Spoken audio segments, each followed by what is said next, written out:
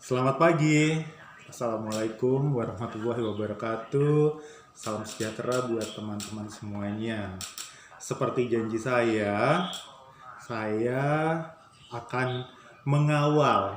Kok mengawal ya? Maksudnya kan kemarin teman-teman bertanya, request membahas sesuatu yang serius, terutama perihal buku.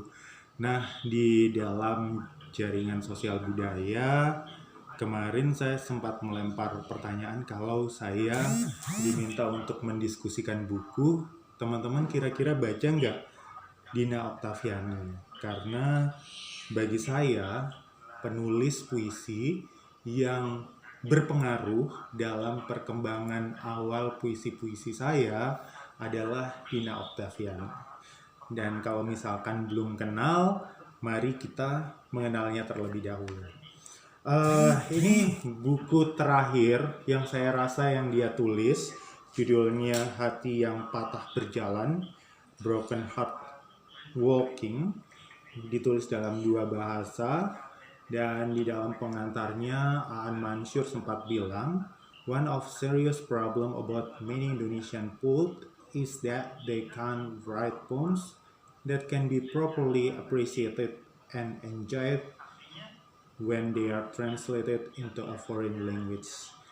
Ya, jadi satu masalah besar jadi perpuisian di Indonesia adalah ketika dia harus dialih bahasakan dalam bahasa asing, gagal untuk membawa makna, membawa keindahan puisi-puisi di Indonesia.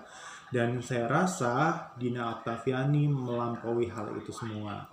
Ya, saya perkenalkan terlebih dahulu ya sosok yang satu ini. Saya baca versi Indonesianya saja deh di sini. Jadi Dina Oktaviani adalah seorang penyair, penulis puisi, kelahiran Tanjung Karang, Bandar Lampung, tanggal 11 Oktober 1985. Dan ia mulai menulis di teater sejak kelas 1 SMA, sempat menjadi reporter remaja di SKH Lampung Pos dan menjadi pengurus Komite Sastra Dewan Kesenian Lampung sebelum ia melanjutkan studi di Jakarta. Kemudian pindah ke Jogja sambil terus mencari alternatif lain di perkuliahannya yang mampat di jurusan Perancis Universitas Negeri Jakarta. Nah, itu kira-kira ya. Sebenarnya saya punya 2 buku puisi dia dan 1 kumpulan cerpen, judulnya Como un Sueño. Mudah-mudahan saya tidak salah baca. And I think this is her last books. And after this, dia hilang gitu. So, aku nggak pernah mendengar kabarnya lagi. Kalau menurut teman-teman sih, dia melanjutkan studi atau dia berkeluarga dan tinggal di luar negeri. Ya, satu jalan menuju Dina saya rasa ada di buku ini, dan saya juga sempat, nanti kita akan bandingkan dengan buku saya ya. Judulnya Jalan Lain Menuju Dina. Dia akan menyusur kembali batu-batu tajam, jalan kecil menjauhi rumah, melihat laut pada langit, mendengar kata-kata cinta dari bibir angin di setiap kelokan dan kejatuhan. Tapi cinta, apakah ini? Yang telah melukai dan mencuri kesenangan dari rasa sakit. Dadanya berdarah, hatinya tidak. Matanya penuh igauan, mengembara bagai musik yang memberi gangguan berbeda kepada setiap telinga. Siapa yang sungguh mendengar dan akan datang menjemputnya dan mengatakan, semua cuma mimpi, tapi ada artinya dan bukan sebaliknya. Langit makin gelap, bintang-bintang bagai lampu-lampu kapal dan bulan itu adalah dirimu.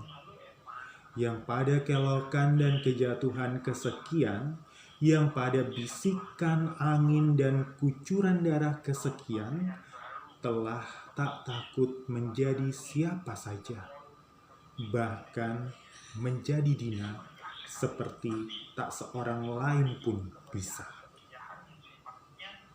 Ya kalau kita baca puisi ini, kita langsung tahu gambaran bahwa kayak lagu Superman ya.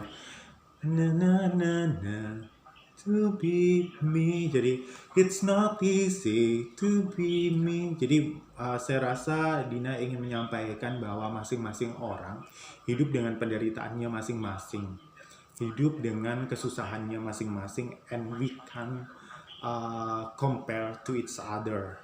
Jadi kita tidak bisa membandingkan satu orang dengan orang yang lainnya seperti itu. Jadi apalagi sampai menjelek-jelekan. Itu kan masalahmu biasa-biasa aja, masa menghadapi gitu aja nggak bisa gitu. Jadi setiap orang hadir dengan masalah-masalah dan cara mereka untuk overwhelm, menghadapi dan mengatasi permasalahan itu sendiri-sendiri. Nah, itu Dina yang saya kenal. Awal kali saya sama sekali tidak tahu Dina, siapa Dina Oktaviani dan lain sebagainya. Saya menemukan buku Dina, judulnya Biografi Kehilangan ini, di Universitas Negeri Jember ketika saya mengikuti seleksi untuk Duta Koperasi Jawa Timur.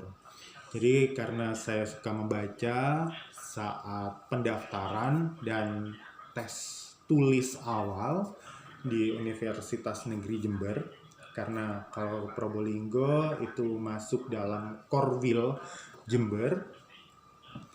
Nah, di sana itu ada toko buku, Toga Mas, kecil aja di halaman depan kampus. Ketika acara belum mulai, aku masuk dan entah, buku ini tuh tergeletak seperti itu. Saya tipe orang yang suka dengan cover yang unik.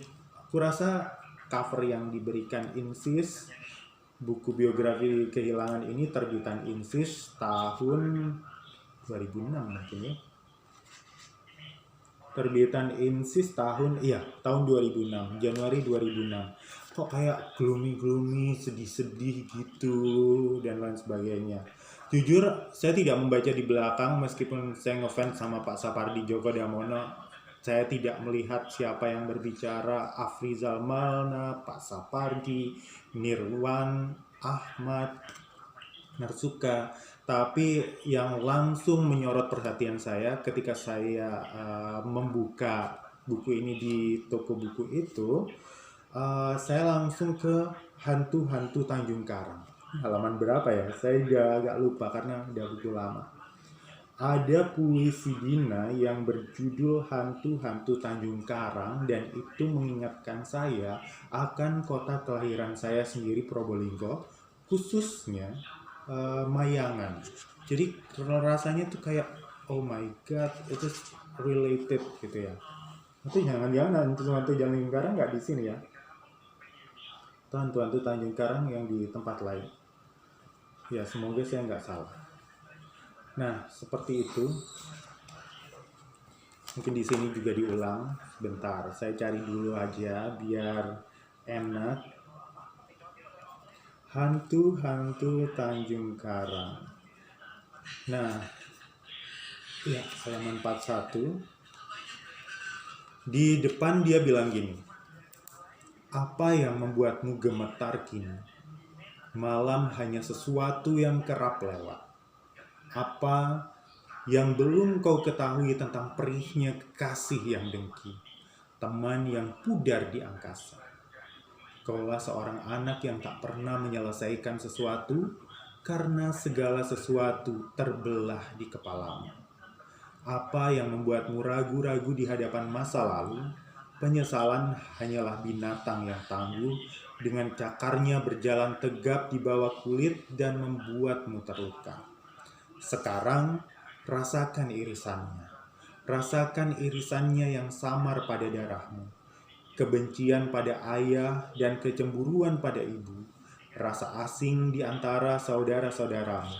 Rumah-rumah yang menyalakan keputusasaan. Lampu-lampu telah padam kekasihku. Biarlah aku menyelesaikan malam ini dengan menuliskan baris-baris ini dan mengalirkan mayatmu ke dalam mimpi. Kurang lebih seperti itu. Dan bagi saya yang saat itu tuh masih apa ya, I don't know about the future, who am I, what I'm going to be, masih proses pencarian jati diri remaja-remaja seperti itu.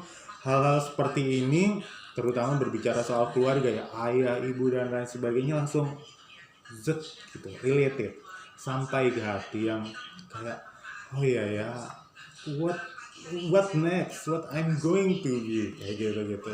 Jadi hal itulah yang tiba-tiba membuat saya untuk menggerakkan saya lah, lebih tepatnya membawa buku ini ke kasir dan membawanya pulang.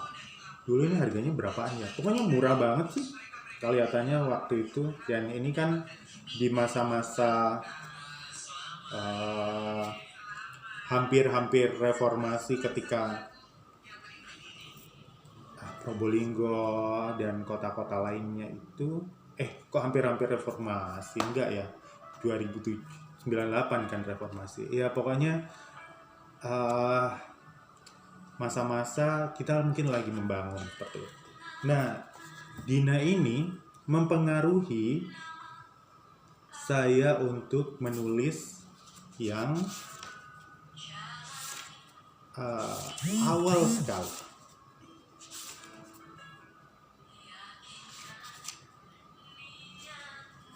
Jadi saya menulis ketika saya berbicara mengenai di kota Tuhan aku adalah daging yang kau pecah-pecah. Lihatlah betapa saya ada tulisan yang jalan kecil mendekati rumah. Ini secara unconscious karena ketika menulis ini saya nggak membaca lagi Dina ya.